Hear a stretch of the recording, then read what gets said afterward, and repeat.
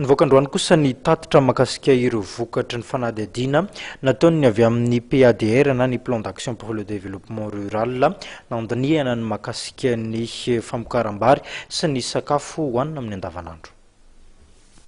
Nisy fiainana betsaka ny voka-bary tamin'ny taona ity, hoy ny nambaran'ny tompon'andraikitra ao amin'ny PADR na ny plan d'action pour le développement rural. Ka nisy ny fampahafantarana nataon'izy ireo tamin'ny tompon'andraiki-mpanjakana sy ireo voakasika amin'ity sehatra ity ny vokatry ny fanadihadiana izay nataon'izy ireo.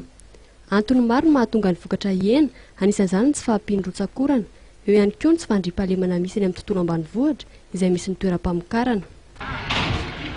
Amin'ny ankapobeny zany ny vokatry ny fanadihadiana natao dia raha amin'ireo toerana enin'ireo zany ny misongadina indrindra aloha zany dia tsotra rahantsika mihitsy ny resaka OND amin'ny resaka fampianarana. Tsotra rahantsika mihitsy ny resaka OND amin'ny resaka rano. Dia ny manaraka moa zany fahantrana dia mitovy ihany.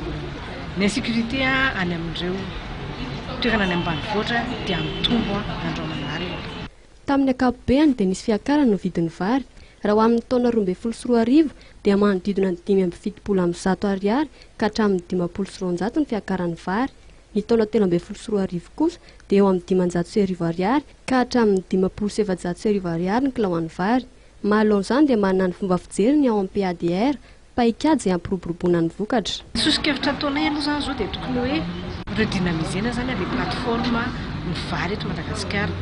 Ny olana amintsika amin'izao fotoana dia ohatrany hoe lasa resaka ho an'ireo le exportateur na importateur zany indrindra tena ohatrany resahana fa tena hatrany amin'ny mpamokatra mihitsy zany tokony ho averina avondrona zany olona eo ambony latabatra iray andeha hijery hoe inona marina tena tokony ataontsika.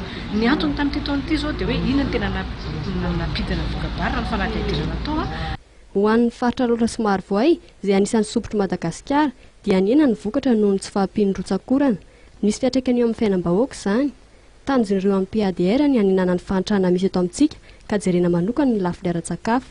Eo ihany koa ny fanampiana ny fandraisana fanapahan-kevitra amin'ny paikady sy fitantanana ny resaka famokarana ara-tsakafo sy ny fampandrosoana ny tontolo ambanivohitra.